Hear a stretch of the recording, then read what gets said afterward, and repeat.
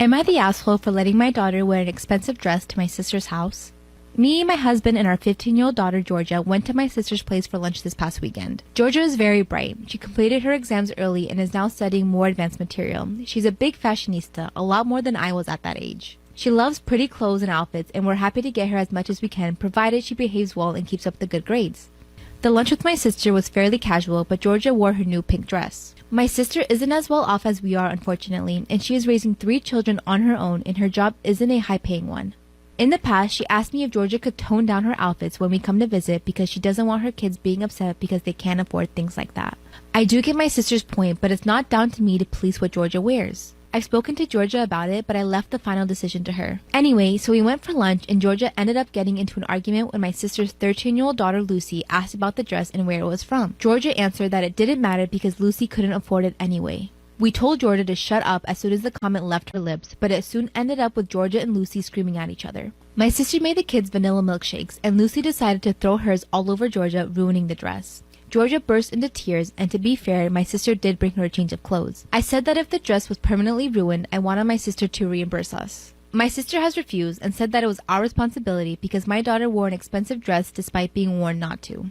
The dress cost a couple of $100, and washing it has failed to completely remove the stains. Frankly, I don't care about my sister's warnings. We can't make Georgia wear what she doesn't want to, and it's not our problem that she can't control her child and stop her from ruining a beautiful dress. So, am I the asshole? Oh my god, what an asshole, what a bitch.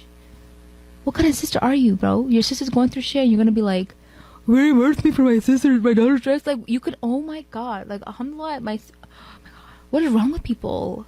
What's the difference between you and strangers if you're gonna ask for money back for a dress? Like, chill out. Story time about the worst day of my life. So a little background information. I was 16 at the time, and I was either in 8th grade or 9th grade, but I really don't remember. And I had this boyfriend who we're going to call Cameron. We had been dating for 3 years, but before him and I got together, we were best friends. Well, I also was in a friend group with myself, Amber, and this girl named Sky. Now, I wouldn't really call Sky a pick-me girl. She was more of a jealous best friend. For example, the one day we went shopping for dresses, and I picked this one out that I really liked and that looked super good on me. Amber was like, OMG, you look so beautiful. And then Sky, she was like, that dress is ugly and it makes you look fat. Well, after that, I told her I didn't care what she said and that I was going to get the dress anyways. Well, she didn't like the fact that I wasn't going to listen to her, so she didn't talk to me for 2 whole weeks. And then after, she texted me saying that she forgives me, even though I didn't apologize, but okay. Well then, me being stupid, I introduced her to my boyfriend. Bad idea, like for part 2. Part 2 about the worst day of my life. So like I said, me being stupid, I introduced her to my boyfriend. Well, after that, Cameron started acting really weird. Like him and I, we would literally hang out with each other 24/7. And now, he was always too busy for me and we would only talk at school. And because I was in all the smart classes and stuff, I would go over to his house to tutor him. Because, you know, I was like the one who was winning every single fucking award for being smart. Well, I came over on the day that I would usually tutor him. And when I went over there, his mom was like, oh, he's busy, he's out with his friends. So then I went home and I got bored and I opened Instagram. Well, I see that he's at a party with Sky and they didn't even invite me. So I asked him about it, and he said, oh, it was her and her boyfriend's party. So I was like, that wasn't really an excuse for why you didn't invite me. So he apologized and I forgave him. Well, 5 weeks later, I found out that him and her did the nasty, and she got pregnant. And then there was a rumor going around that they made out in the bathroom. So I blocked both of them and never saw them again. Did I mess up by buying my 2-year-old daughter a Peppa the Pig piñata for her birthday? This well-meaning gesture turned into tragedy happened today. Like many toddlers, my kid loves that horrible little creature called Peppa. While I was shopping for birthday supplies this week, I saw a Peppa piñata and instantly thought 2 things. The kid is going to love this, and I'm going to love seeing Peppa get deleted with a stick. She saw it a couple of times during the week, and each time she was like, Peppa, hi Peppa, that's Peppa. So I knew without a shadow of doubt I had made the right choice. Cue the main event. In one corner we have Peppa, and in the other corner we have 15 older kids jacked up on cupcakes and soda. They don't care about Peppa, they only care about getting their necks fixed, and they know that fix is inside the paper piglet. My wife is holding up my daughter and I'm standing beside them. The first kid steps up and the adults are cheering and the kids are hyped. 3 swings and 3 misses. The families are laughing and cheering as the next kid steps up. First swing, miss. No issues yet. Second swing, some light contact is made, and this is where it goes downhill. I look over and see visible concern on my daughter's face. Third swing, contact. Full on twack. The parents cheer, and the kids are now at a near fever pitch of excitement. Except for one. the one whose birthday we're here to celebrate. She burst into tears, and I look at my wife in that moment, and we both realize we fucked up. She's 2. She doesn't know what the heck a piñata is. This is her first time seeing one. What she is seeing is her favorite cartoon character getting beat down by her cousins. Babe, maybe you should take her inside. I don't think this is going to end the way we thought it was going to. Yeah, you're right. That should be the end of the story, right? A lesson learned on what not to do next time. Nope. My wife needed to use the bathroom, so my daughter was wandering around the living room. My mom, who was in the upstairs bathroom, comes downstairs and saw my daughter and the excitement going on outside and scooped her up and brought her back outside. I'm on the other side of the yard as I see my mom come out with my daughter, and I start walking towards them. Too late. She stops at the end of the deck, giving my daughter an unobstructed view of what happened next. The kill shot. One of the older kids let loose a thunderous haymaker and explodes Peppa. The parents cheer and the kids lose their mind. They're fighting each other for candy over the corpse of Peppa. My kid, unfortunately, lost her goddamn mind. Full on ugly cry while muttering, "Peppa, Peppa, Peppa," in between sobs. Thankfully, kids that age have short memories, but it took her a good 45 minutes to fully settle down from watching the murder of her beloved Peppa. Storytime of why it's never good to be in a best friend group of 3. So a little background information. I was in 4th grade and I was 9 years old, about to turn 10. Now I know you're thinking, that's really young. Well, sis, I was just smart enough to see the red flags early on, unlike half of you who probably didn't see them. Anyway, so I had 2 friends we're gonna call the one Becky and the one Mia. Now let me tell you a little bit about Becky. Becky was kind of a bitch. Now anytime that she saw Mia and I having our own conversation, she would pretty much bully us. And she would have 2 of her other friends tag along and do it also, Brooklyn and Riley. So the one day we're walking to PE and Mia and I are having a conversation. And in our gym class, you had to line up in groups of 3. So it would go Mia, Becky, and then me. Well, because I wanted to finish my conversation with Mia, I decided to sit in Becky's spot. So we're sitting down and then Becky marches over to where we're sitting and just stands there and stares at us. Then she walks away and goes and sits with her other friends. And at the end of gym class, she comes back over to us. Like for part 2. Part 2 about why it's never good to be in a best friend group of 3. So like I said, Brittany hated it whenever Mia and I would have our own conversation. And I sat in Becky's spot in gym class, and then she got mad at us because I wanted to finish my conversation with Mia. So she goes over with her other friends that literally bully Mia and I. So at the end of gym class, she walks up to both of us with Brooklyn. And she literally is just standing there. And then Brooklyn goes, "Do you need me to do it for you?" Me and I look at each other like, what the fuck is going on? And then Brittany's like, "No, I just wanted to tell you guys that I don't want to be friends with you anymore." She was like, "You guys are just so fake. Like, you never include me in anything." Which was completely not true, but we were like, whatever. So then the next day at school, Brittany comes up to Mia and I, and she's like, "Hey guys." Like, this bitch was bipolar as fuck. And we're like, "We thought you didn't want to be friends with us anymore." And she was like, "No, I just meant I didn't want to be best friends."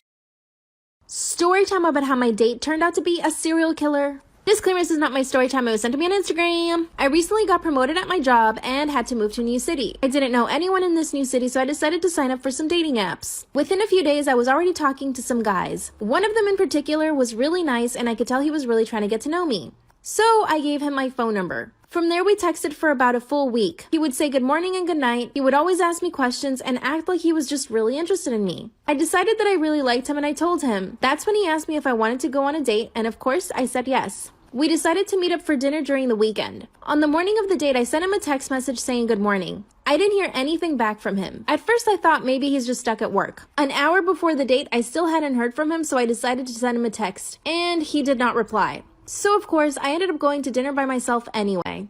But when I got home, I had a message from him apologizing for standing me up. When I asked him what happened, he told me that he got stuck at work. And I decided to believe him. I had no reason not to trust him. I decided to give him a second chance when he asked me out again. The following weekend, we decided to have a picnic. But same thing, a few hours before the date, I still hadn't heard from him. That's when I sent him a message asking him if he was going to show up or not. And I didn't hear anything from him for a few hours. Finally, he messaged me once again saying that he got stuck at work. He begged me for another chance, and I said yes. A few days later on the news, I saw that 2 women had disappeared after going on a date with some guy. And both of the women had disappeared in the area that I lived in. When I told my parents about it, they urged me not to go on any dates. So I decided not to tell them that I actually had a date that week. The following day, we meet at the restaurant. As soon as I see him, he's really sweaty and nervous. And when he hugged me, he smelled really bad. as in B.O. I didn't want to judge him, but I asked him if he was okay. That's when he told me that he'd been working every single day nonstop. Then I look at his fingernails and they're full of dirt and what seemed like some red stuff. I asked him what he did for work again, and you'll never guess what he said. He said he was in mergers and acquisitions. Then he laughed. This is where it gets scary. Part 2 is up.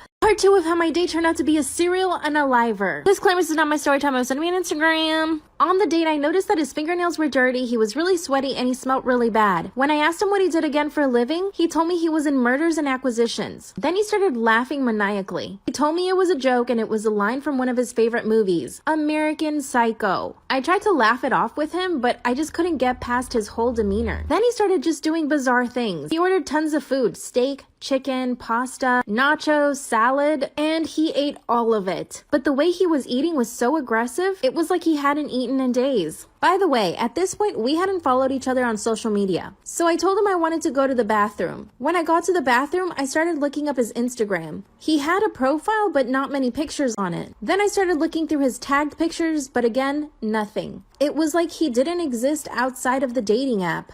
I decided I'd stay for the date, but then I wouldn't speak to him again. When I got back to the table, he started asking me a lot of questions. Like, did I live by myself? Have I ever shot any weapons? I mean, what kind of question is that on a first date? Then out of nowhere, he asked me if I wanted to go to his lake house. He quickly pulled up his phone and showed me a few pictures. I finally asked him again what he did for a living. He told me that his parents are very wealthy and they own several ranches, and that he basically did all the marketing for them. Then he abruptly ended the date. I mean, trust me, I wanted to go home anyway, but it's the way he did it. I told him I probably wouldn't have time to go to the lake house. Then he called a server over and gave them his black card, which is a pretty good indication if someone has money. Then he went to the bathroom. At this point, I just wanted to make a run for it. He comes back out, grabs his card from the server, and tells me goodnight. As we're walking out of the restaurant, he stops me and tries to kiss me. Of course, I turned my face away. Then he said, "Ah, you're a fighter, aren't ya?" He then got in his car and simply drove away without saying a word. The following day on the news, I hear about another missing woman. Part 3 is up.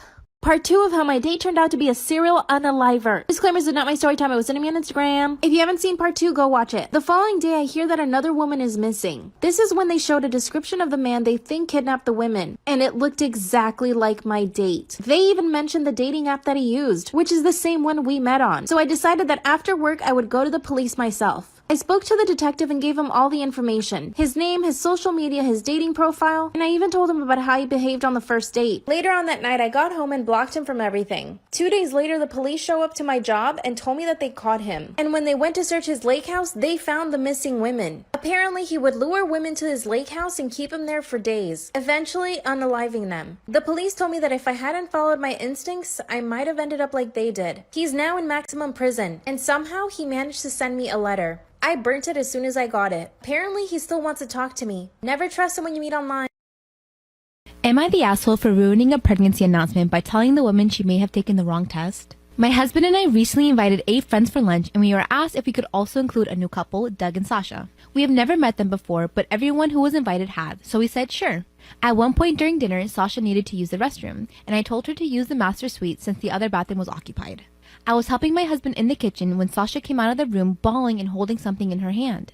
At first, I thought she hurt herself, but she said something to Doug that caused him to drop to his knees, cry, and begin kissing her stomach. All of our friends began screaming, jumping, and crying. It was insane. Finally, Sasha tells my husband and I that she is pregnant.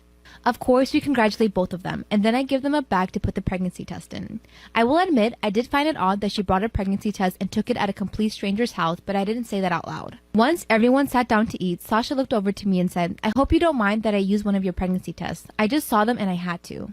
Looking at her confused, I responded, "I don't have any pregnancy tests." Sasha says yes, in your drawer. I asked Sasha if she meant the blue box in the back of my lower left drawer that was closed. She seemed to realize I was pointing out that she basically snooped around, and she sheepishly said the box said pregnancy for pregnancy tests.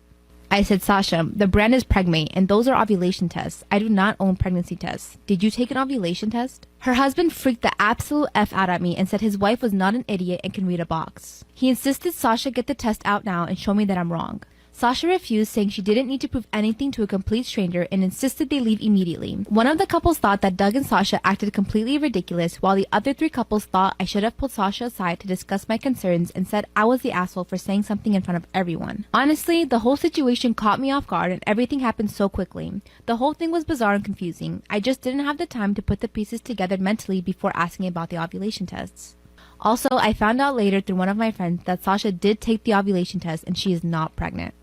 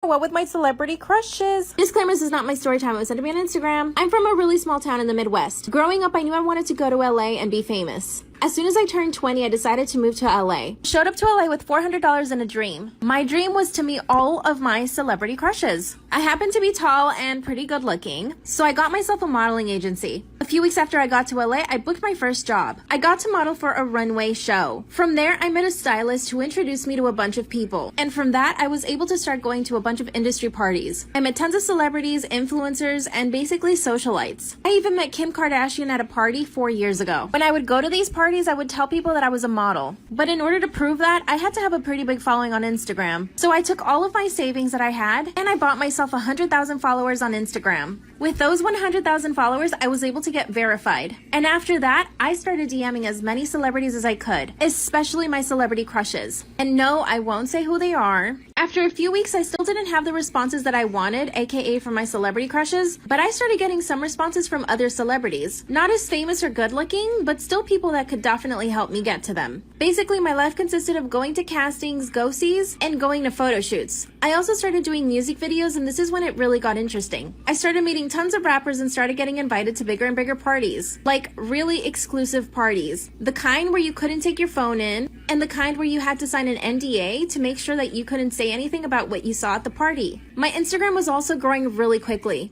I went from 100,000 followers to 150,000 within a few months. I even became really good friends with some celebrities that worked on TV shows, like the kind of TV shows that you guys see on Netflix. I felt like I was getting closer and closer to my dream, but still, I never met my celebrity crushes at any of those parties. One morning, I wake up to a few DMs on my Instagram, and it was one of my celebrity crushes. I basically sent him a message just saying, "Hey, I'm in town, I'd love to take you out for a drink." And he replied with a yes. Nothing else, just a yes. I quickly replied and asked him if he wanted to go for a drink that night. He agreed to meeting up at a bar on Sunset Boulevard. I want you guys to understand something though. I was looking for a boyfriend, not just a one night, So I wore my cutest outfit, nothing sexy. I basically looked like a Chanel model from the 1950s. As soon as he saw me, he told me that I was beautiful and we got to talking. Everything was going really, really great. After that, you know what happened. But here's the thing. I messaged him on Instagram the next day and he didn't reply. He didn't even ask me for my phone number. I got really sad, but the next day I opened up my DMs to another celebrity crush. Part 2 is up. Part 2 of how I did it with my celebrity crushes. So after I had my date with my biggest celebrity crush ever, he never called me back. But the very next day, I wake up to a DM from another celebrity crush. Now, I didn't think this one would respond because he was in a relationship at the time. No, I'm not going to say who it is. Disclaimer, this is not my story time. It was sent to me on Instagram. He was super nice over DM and asked me if I wanted to go have lunch. I said yes, of course. We decided to have lunch on the weekend. Throughout the week, he would message me and ask me how I was, but 2 days before the meeting, he totally ghosted me. I didn't hear back from him at all. So the day before the date, I texted him. He finally replied and told me that he had been working. We decided to have dinner and he started asking me tons of questions, like if I had a boyfriend, and I told him I was totally single. When I asked him if he had a girlfriend, he stayed quiet. He said he didn't want to answer that question. Of course I knew he had a girlfriend because it was all over the tabloids. Like, there were tons of paparazzi pictures of them together. But here's the thing. We had a fancy dinner. Then he asked me if I want to go back to his place. Of course I said yes. And when I get there, I see pictures of him with his girlfriend, the one he didn't want to talk about before. I then go to the bathroom, open the cabinets, and it's full of girl stuff. I quickly realized that he took me to his girlfriend's place to, you know what? I mean, maybe they had an open relationship, but at the same time, like, why would he take me to his girlfriend's place? But I kept my goal in mind. We finally, you know what? And then afterward, he asked me if I wanted to sleep over. That's when I told him no, because I knew that we were in his girlfriend's place. He starts laughing and tells me that she's out of town and that she'll never find out that he took me there. I asked him how many girls he's taken there before, and once again, he said he didn't want to answer the question. He then hit me up every single day for like a month. I didn't know if I should see him again because of the whole girlfriend thing, but then I got another DM. Part 3 is up. Part 3 about how I did it with my celebrity crushes. Clear, this is not my story time. I was sending me on Instagram. So finally, my third celebrity crush DMs me back. No, I'm not going to say who it was, but he's pretty famous. He actually invited me over to his place for dinner. He ordered some takeout and we watched a movie. We finally got down to it, to you know what, and it was really bad. And the worst part is, afterward, he asked me if it was good. Of course, I lied and said, yes, it was great. The look of relief on his face was apparent. How could it be so insecure being so famous and so attractive? I didn't get it. I actually did go out with him 2 more times, but I kind of got bored of him. Remember the second celebrity I told you about in part 2? He started getting really crazy. He would call me and text me all the time, and when I wouldn't answer, he would send me messages asking where I was. He became super jealous and controlling. I decided to block him, but I'm now considering if I should maybe unblock him, because the other celebrities I DM'd haven't DM'd me back. But I have a whole new list of celebrities I'm going to be DMing. Should I text number 2